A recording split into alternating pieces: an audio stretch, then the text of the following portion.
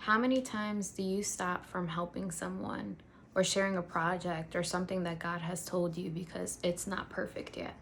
That you're always contemplating all of these little things because you don't know enough yet, you're not skilled enough, you don't have the credentials, you haven't overcome that thing yet. And it's like, who am I to tell this person or these people how to do this certain thing? So yesterday I was babysitting this kid and he was having a meltdown, which we all do. We all have our moments. And he's like huffing and puffing. And I'm like, okay, we're gonna try and calm down. He's like, don't tell me to take a deep breath. And I'm like, okay. And I'm like, what happened? He's like, I just don't like when people tell me to take a deep breath. And I'm like, okay. And I had to stop and I was like, you know what? I hate it when people tell me to take a deep breath. So I had to sit there and think for a quick second. And I'm like, boom, got it. So I said, okay, let's try something different. I really hate it when people tell me to take a deep breath. So this is something else I do to calm myself down. So I taught him this exercise that I know from therapy. And it's, you're taking a deep breath and then you're putting your pointer finger to your thumb, then your middle, then your ring, then your pinky. And then you keep going. And then it starts to slow down your heart rate because you're focusing on this and having your brain focused on that instead of like what you're freaking out about. And he was able to calm down. I'm like, great. You know, like in the moment coaching or teaching, whatever you want to call it. And it worked. We were able to move past that moment. We figured out why he was upset. Great.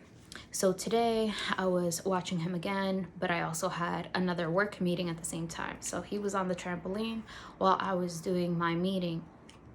I had my headphones on, listening to the feedback that people were giving, and then I kept looking at him, making sure that he didn't hurt himself. So a couple minutes go by and I see that he's like laying down on the trampoline, and I'm like, okay, like, is he fine? And I'm like, just seeing him counting on his fingers, and I'm like, okay, like he's probably counting on his fingers because we were just doing math homework together. And then I go back to my meeting, keep going because he's relaxed, I'm not gonna bother him. Then like 15 minutes later, within there, he like was jumping up and down, and then he was like laying down again. And then I took off my headphones and I'm like, hey, are you okay? And then he's like, yeah, I'm just calming myself down using the trick that you showed me yesterday, and it's working. But earlier, I didn't notice that that's what he was doing. I thought he was just counting with his fingers, doing math, not knowing that the trick or the coping mechanisms that I taught him yesterday, he was using it and self-soothing the next day. I didn't have to remind him. He just did it on his own while I was on the meeting because he knew it's like, okay, she's busy. There was no one bothering him. He probably had stuff on his mind because we all have stuff going on in our minds.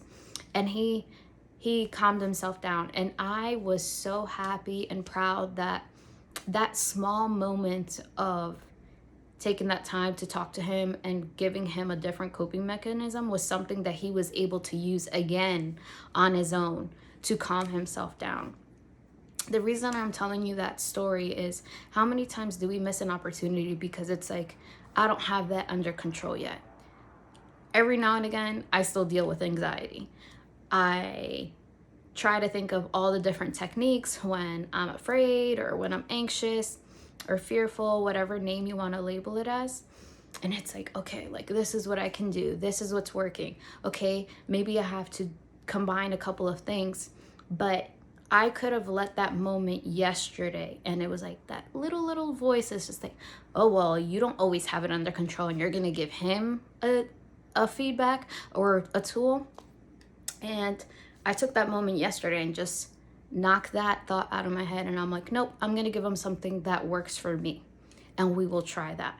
Because you know what? If it doesn't work, we will try again. But many times we, and myself, I know I can be a perfectionist, and it's like, oh no, I'm not gonna do this until everything is perfect. I'm not gonna show anybody this project until it's perfect. It's this constant either procrastination because of fear and anxiety, because we're afraid of what people will say, what we will say, or it's not good enough for God, or it's not to our liking, or like the thoughts that I said before, it's just like, I don't have enough experience. I don't have the gift that person has.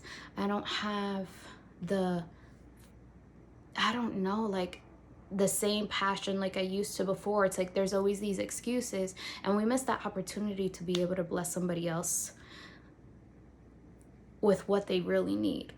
How many times are you missing just 30 seconds of taking time out of your day to just answer a question and give somebody a tool that was able to help you through difficult moments? Something that you went through and somebody's telling you about, it's something like so simple, or that you can share, and it's just like, hey, like, I don't know who's going through this, and God is really putting it on your heart, and you're like, I'm not going to share that. I'm not going to tell anybody that, because we all have parts of our stories we don't want to share. But there's certain things, it's like, with that person one-on-one, did God put it on your heart for you to share with that person so they can overcome that like you did, or to get at least to the part that you're at? You don't have to be at the end of the finish line to be able to be like, here's the baton. This is where you pass the baton, and it's like, keep running. Don't stop here. It's just like, take a breath. We're going to keep moving. We're going to keep going. We're not going to like just fall down here. We're going to pick each other back up. Now, I'm not saying be sloppy and just do whatever. I'm not saying don't consult God. Don't consult God before you're doing certain things. And I'm also not saying that there's not a difference between helping or enabling people. There's like a difference between the rescue, and it's like you're doing all the work and putting yourself in crazy situations, and there's times that that is needed, or it's giving people tools. Some people aren't going to be ready for the things that you're giving them. I know that there's times I've been given advice and I wasn't ready for it yet, but I saved it in the back of my mind, and it's like, okay, I'm going to revisit this when I'm ready. It all takes time, but really examine, like, what has God put in you that you are procrastinating on, or you're too fearful to put out there. This message isn't only for you guys. This is for me, and I've had various reminders today. So I just hope that this blessed you guys, and that you're able to move forward and not let anxiety or fear, what is it?